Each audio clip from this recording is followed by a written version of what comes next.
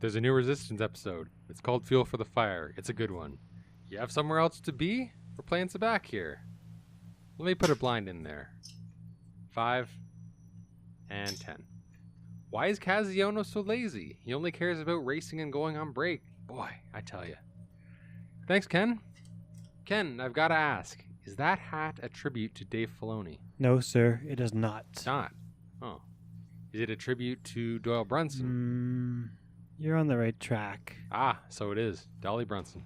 Okay. Anyways, Kaz claims Jaeger doesn't let him take any breaks, and Jaeger does chew him out for taking 2-hour breaks. I don't know if it's the duration of the break or the fact that he took a break at all that upsets him. Either way, I just don't see why it's an issue. Race 40. The only brakes he should be concerned about are the parking brakes on his vehicle. He's posing as a mechanic, and it's an important mission. Then we find out Jaeger does indeed allow both Kaz and Tam to take breaks. So it's just a big juvenile lie Kaz told. Jaeger runs a tight ship. He's a war vet, served at Jakku. He keeps hot sauce that causes terminal blowouts. That's how I like my hot sauce, to cause terminal blowouts, at the very worst. Good man, a family man. We see he took his family to Disney World.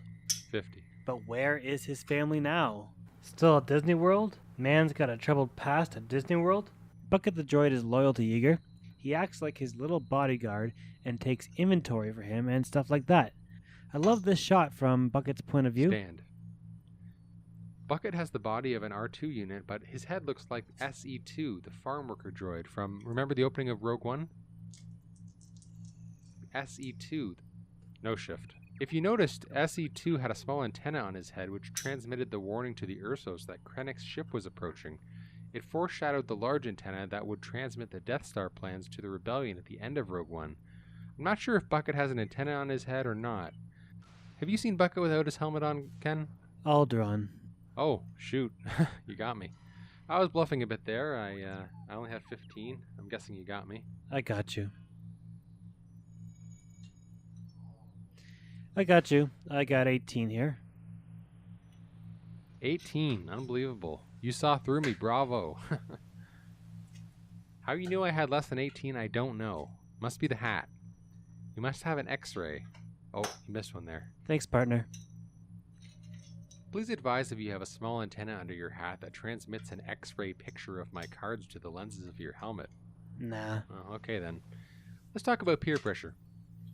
Kaz's new toxic group of friends includes Frodo Baggins, himself, Elijah Wood, as Jace Rucklin.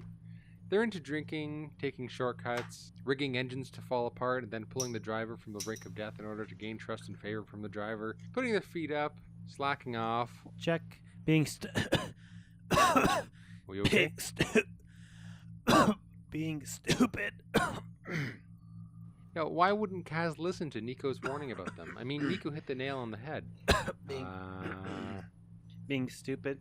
Nico says, those young people are not all they seem to be, Kaz. No shift.